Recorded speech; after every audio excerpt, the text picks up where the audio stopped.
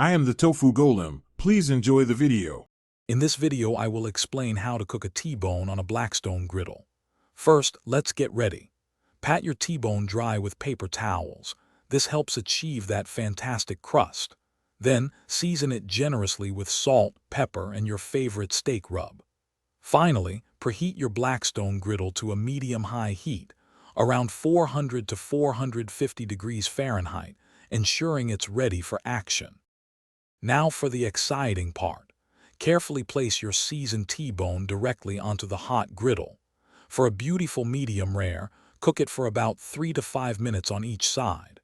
Remember, cooking times can vary slightly, so using a reliable meat thermometer is key to hitting your perfect doneness. We want that steak to be just right. To get that incredible sear, try to flip your steak only once during cooking. This helps build a fantastic crust on both sides. For a perfect medium rare, aim for an internal temperature between 130 and 135 degrees Fahrenheit. If you prefer it more done, simply cook it a little longer until it reaches your desired temperature. The final, crucial step is resting your steak. Once cooked, remove the T-bone from the griddle and let it rest on a cutting board for 5 to 10 minutes.